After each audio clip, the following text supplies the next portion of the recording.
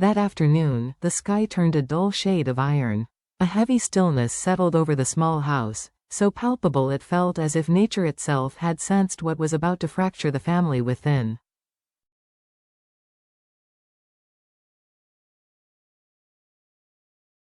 At the dining table, James sat frozen. The DNA report lay in front of him like an open wound.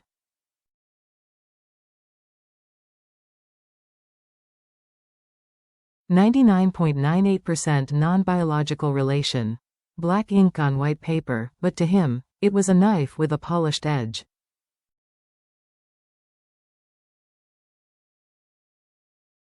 His heartbeat stuttered, then broke into a slow, painful rhythm. He couldn't inhale properly.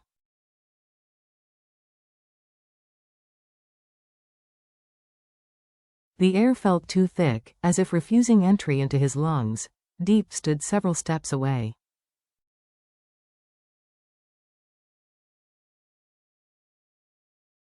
Her fingers were clasped so tightly her knuckles had turned the color of porcelain.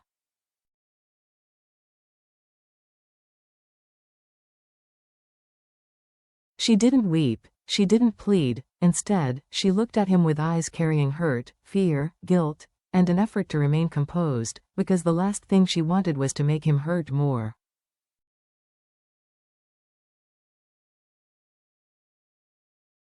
"James," her voice cracked, "if you want, I'll leave." The words detonated inside him.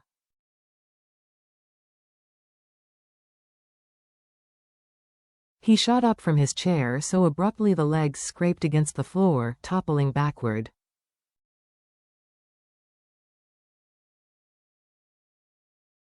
"Leave? You think I want that?" Deep lowered her gaze. "You don't trust me anymore."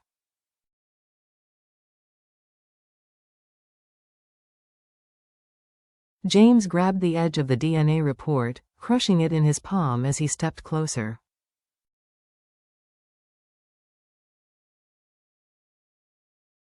"I don't trust the paper," he said softly. "But you." His voice broke. "You I trust."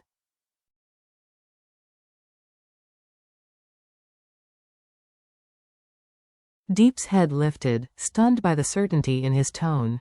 James took a breath that seemed to cost him everything.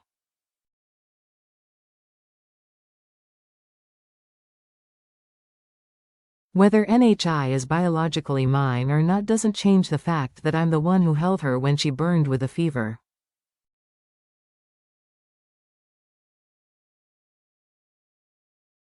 "I'm the one who stayed up through the night when she had nightmares. I'm the one she calls first thing every morning."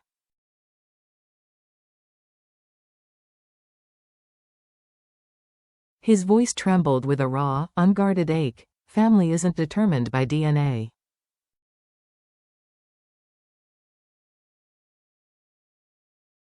Deep moved toward him, hands trembling with the instinct to hold him. But the living room door slammed open.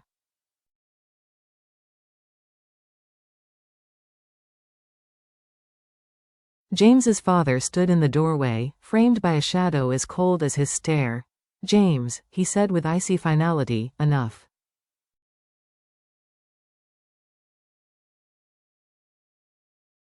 "Your emotional theatrics end here. I have the original DNA report. The child is not my grandchild."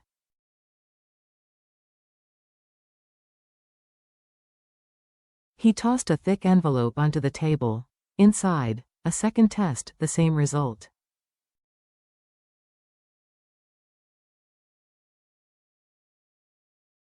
Then the ultimatum dropped like a hammer. "You choose, that woman and her unrelated child.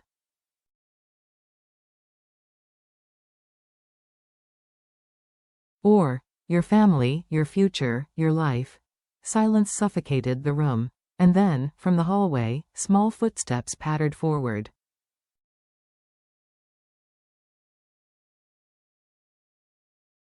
NHI rushed out and wrapped herself around James's leg. James, did I do something wrong?"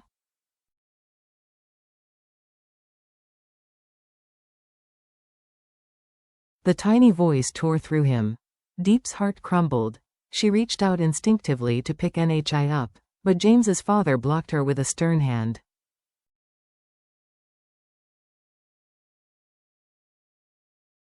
She is not to call him Ba anymore. James snapped. He clutched Nhi to his chest, holding her so tightly it was almost desperate.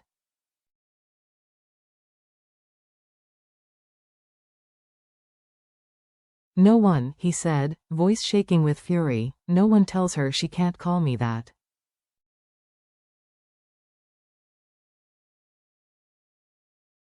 His father's expression darkened. You're making a mistake, James. James raised his head, eyes red but voice steady in a way that frightened even his father.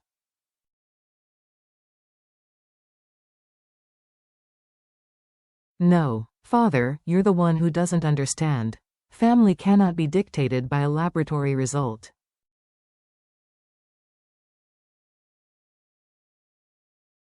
For the first time, his father faltered. A flicker, just a flicker, of uncertainty passed through his stare.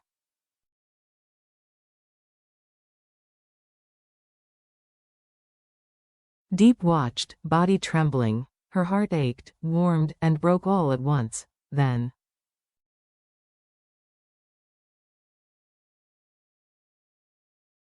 His father exhaled sharply, turned his back, and delivered the sentence that shattered everything.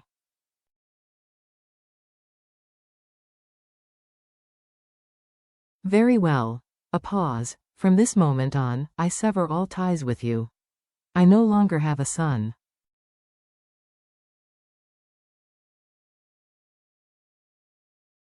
The door slammed behind him, heavy, final, merciless. Deep collapsed onto the floor.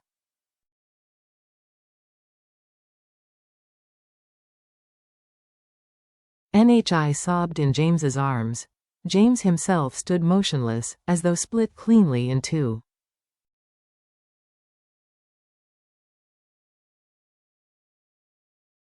And in the ruins of that moment, Deep's phone buzzed. A message from an unknown number.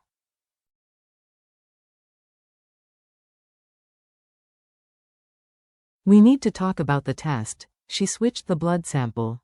Deep froze. James saw the color drain from her face.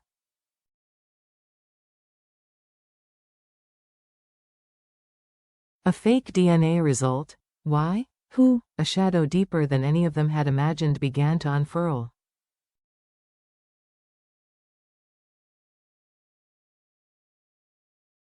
And this was only the first crack. The rest of the evening passed in a silence that felt engineered.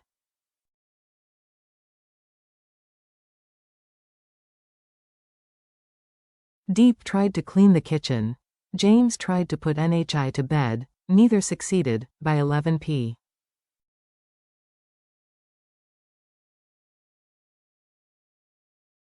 m. The house seemed to sigh under its own exhaustion. James stepped onto the balcony, gripping his wedding ring with trembling fingers.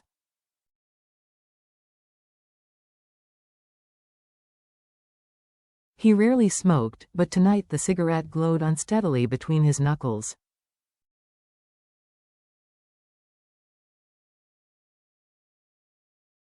Disowned. Exiled. His entire life invalidated by a sheet of paper. Deep approached quietly from behind.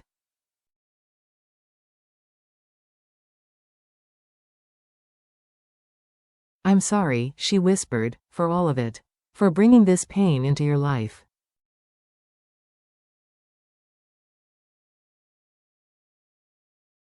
He shook his head without looking at her. This isn't your fault, he murmured, but I don't know how to process any of this.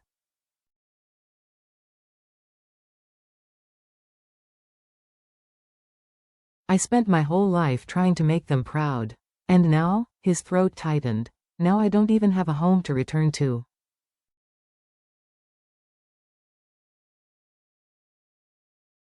Deep wanted to hold him properly now, but before she could, her phone vibrated again.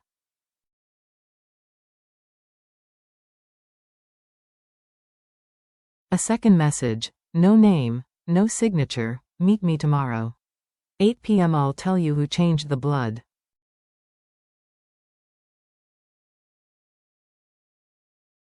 James frowned. It's a trap, he muttered. Most likely. He looked at her, protective despite his grief.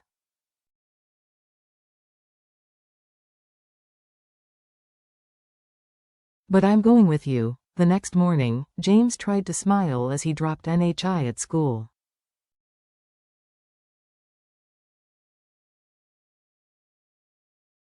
But the weight behind his eyes said otherwise. As he walked back home, a black sedan was parked across the street.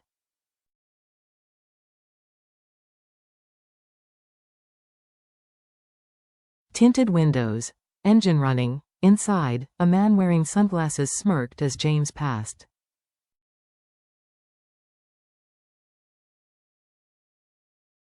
Finally, he whispered, "It's time, Deep." He opened a folder on his lap. Inside was the real DNA report, the one that never reached James.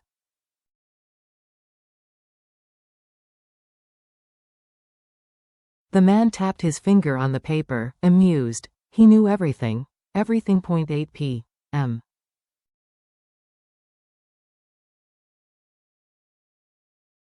A faded cafe at the end of a dim street.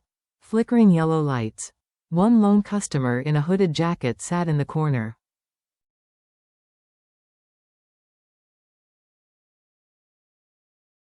Deep recognized the posture. James stiffened beside her. That's the lab assistant?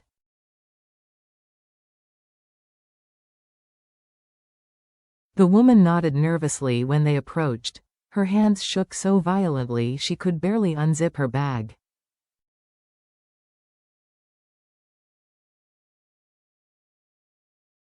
Inside was an envelope identical to the one James's father had thrown. "This," she said, "is the real test."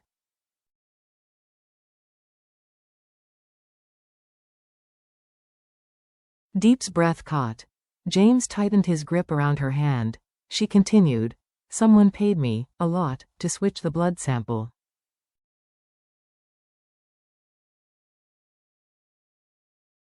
They handed me a vial from another child. I did it. I thought it was harmless.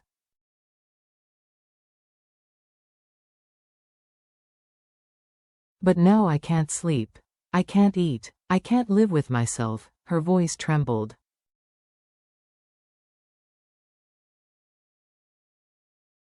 "Please forgive me. I didn't know what he was planning." Deep steadied herself and asked,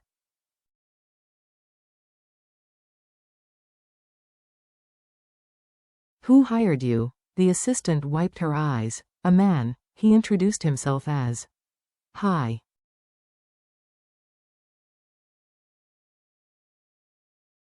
Deep's entire body went still. Her skin turned cold. James turned sharply. "Hi? Who is he? Deep, do you know him?"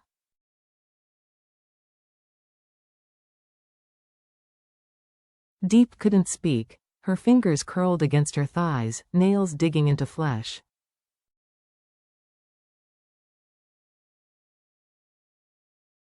The assistant swallowed hard. "He said to give you a message, if you don't leave, James."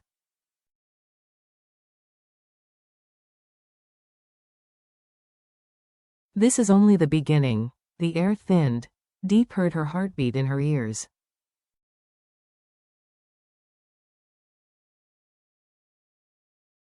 Then, headlights pierced the cafe's front window. A car. Parked deliberately. A man stepped out, leaning against the hood, face tilted toward the glass, watching them with predatory patience.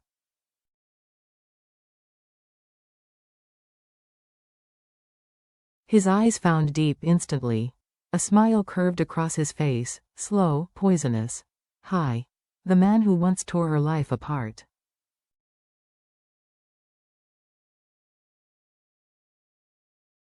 And now, who had returned to destroy everything she had managed to rebuild. James grabbed Deep's hand, voice shaking.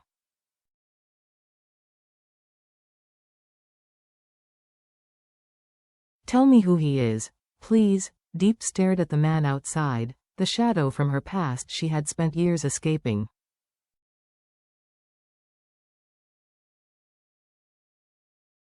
Her lips trembled. "Hi is the person who ruined everything for me once." Her breaths came shallow.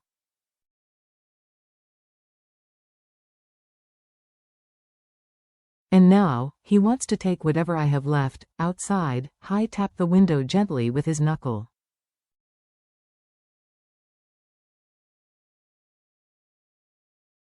A chilling greeting. Then he smiled with a vicious tenderness that made Deep's stomach twist.